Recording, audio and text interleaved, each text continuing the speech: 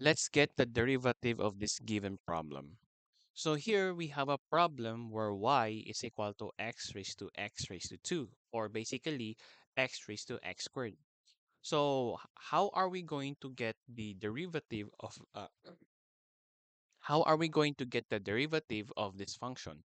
Now, if you're going to take a look closely, I think this is complicated. You see, we have a x here, okay, below, that acts as a base. And we have x squared here that acts as an exponent of that x. That exponent is actually not a number. You can clearly see it, actually. This is not a number. Rather, this is a variable, right? It's a variable instead of a number. So the thing is, if it's a number, then we can apply our rule of differentiation. Basically, if you're going to get the derivative of a variable where it has a given exponent, then we will have n times x raised to n minus 1. For example, if I have x squared, so if you're going to get the derivative of x squared, this would be 2 times x raised to 2 minus 1. So to combine everything, the answer is 2x. All right? Now, that is useful if and only if we have a variable, yes, and then its exponent is a real number. But in this case, it's not. It's a variable instead. So what are we going to do? So here, we can actually apply one technique that is actually very useful if you're going to encounter this type of function, which is logarithmic differentiation. So logarithmic differentiation, basically, you're going to use a logarithmic function for you to get the derivative. And it is useful for complicated problems. This, for instance, is an example of a complicated problem because you couldn't get the derivative of this thing. All right? So, before we proceed, we must know the prerequisites. All right? For you to use this method, number one, you should have the idea what logarithms are, especially its types, especially how would you expand and simplify logarithms. Of course, the rules of differentiation, and lastly, implicit differentiation. You must know these three before you use this technique, right? So let's proceed solving this problem. Let me just bring this down. Okay, so the first thing that you will do here, since it has logarithm, if you're going to take a look the what was that common word here or the word present there is logarithm. So you're going to pick what logarithm you're going to use. Okay, what type of logarithmic function you're going to use. Okay, so would you rather use a common logarithm function like log x? This is a common logarithmic function. Or would you rather use a logarithmic function, but the base is not 10? So that means you will have, for example, log base 3 of x, or maybe log, let's just try another one, like log base 7 of x. All right, any. Or maybe you prefer natural logarithmic function, which is ln of x. All right. So which one would you rather use? So it is actually highly recommended for you to use this one. Okay? Because this one, if you're going to get the derivative of ln of x, it's actually simple, right? Remember that the derivative, the derivative of ln of x is just 1 all over x. So ln of x is much more convenient and better than using these logarithmic function. All right. So for the sake of this video, let's try to use ln of x. All right. So, okay. So the first step is pick what logarithmic function you're going to use, which is ln. All right. So what's the next step? The next step is since you pick ln of x as our logarithmic function, that means you're going to put ln on both sides of the equation. Okay, you're going to put ln on both sides.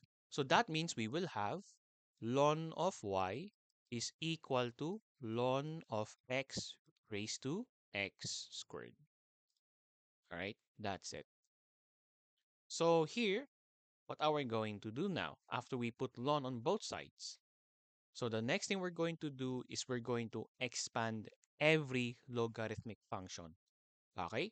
So you see, we have ln of y here. So there's nothing we can expand, so we can just leave it be. All right, I just copy ln of y. Now, on the other hand, we have this ln of x raised to x squared. We can expand this because you see, we have an exponent for our x. So we can apply power law of logarithm.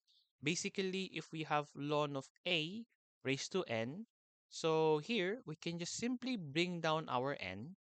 So we will have n times ln of a. So we've already expanded it. So in this case, we will have x squared times ln of x. That's it. All right.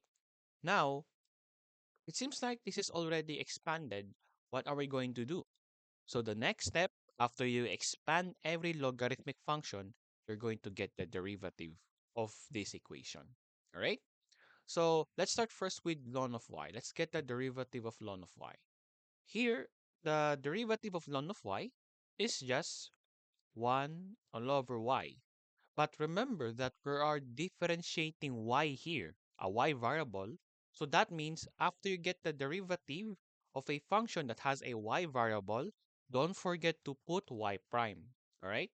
If you still don't understand why we need to put y prime after we get the derivative of a function that has a y variable, I suggest you should review implicit differentiation. All right? Now next, let's proceed here. Let's get the derivative of x squared and ln of x. So here, since we have two functions that are stick together and it's not separated by addition or subtraction operation, so we will use product rule of differentiation. All right? So let's get the derivative of x squared and ln of x. So here, I can just use a simple way for you on maybe for I mean for me and maybe for you to memorize the formula of product rule, which is basically u dv plus v du. I v du. All right. So the thing is, you have to pick which one is your u and which one is your v here. Okay. So your u can be x squared, your v can be ln of x. So for me, I'd rather pick u as x squared and v as ln of x. Then we're going to get the derivative of both of them. Let du be the derivative of u. So the derivative of x squared is just simply as 2x. And the derivative of v, let it be dv. So the derivative of ln of x is just 1 all over x. Then we can substitute it here. All right? So u is x squared times dv. We will have 1 all over x plus v times ln of x times du 2x. Then we combine them. X squared times 1 all over x. So what happens here, the x on the denominator is cancelled. Then the exponent of the x squared would be decreased by 1. So we will have x raised to 1 instead. So we will have x times 1 plus here 2x times ln of x, we will have 2x times ln of x. All right, then simplify further, you will have x plus 2x ln of x. All right, so that is the derivative of x squared of ln of x. So this would be x plus 2x ln of x. That's it. Okay, so let me just erase this one. You can just pass backward if you like to see the solution of it. Okay, now that we get the derivative, so what are we going to do? Now, you find your y prime, right? Oh, by the way, after you get the derivative, make sure you combine every term here. Then after you combine, you find the derivative. Or in other words, find y prime in this equation. Okay, let's find y prime in this equation. When we say find y prime in the equation, it meant make y prime alone in the equation. So how can we do that?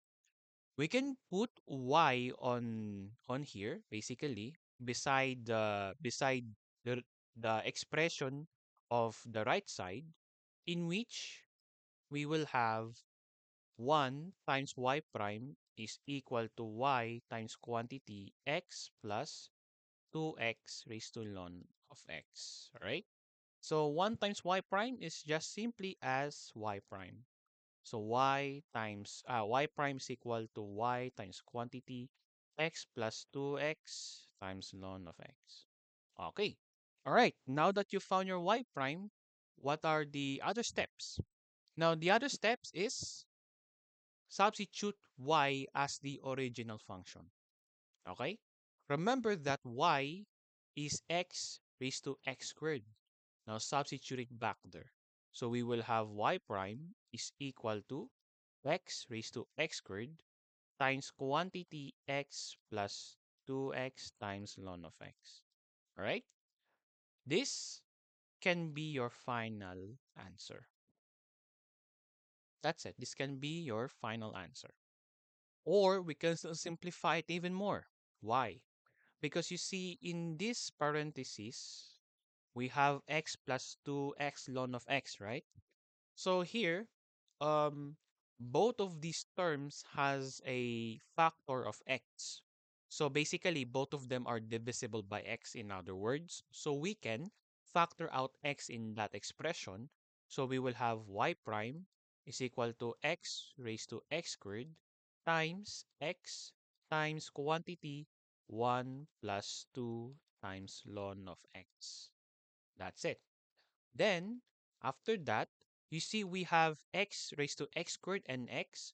We can combine them together because according to a law of exponent, where if we have x raised to n times x raised to m, all right, where you see the same base, which is x, and you see these exponents, whether they are the same to each other or not, we can basically combine them together by first copy the base, which is x.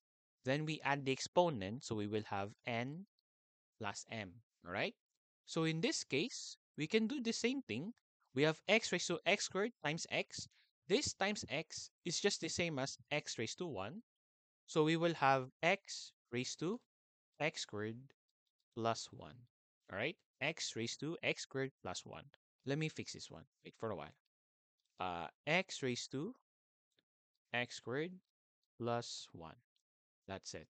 Then times quantity 1 plus 2 times ln of x. Lastly, I can still simplify this one, the 2 times ln of x. Because you see, according to, remember, power law of logarithm, where if you have ln a raised to n, it's just the same as n times ln of a. Basically, you just brought down the exponent of the argument of the logarithmic function. Okay, so we can do it in reverse way. So what's beside the logarithmic function, like this for instance, your n, we can make it as an exponent of your a. So hence you have ln of a raised to n. So that's a good application here in this problem. So a problem in this logarithmic function, since we have 2 beside ln, we can make it as an exponent of your x here. So hence we will have y prime is equal to x raised to x squared plus 1, wait, x squared plus 1 times quantity 1 plus, wait, plus, there we go, ln of x squared. That's it. Then we can leave this as our final answer. There we go.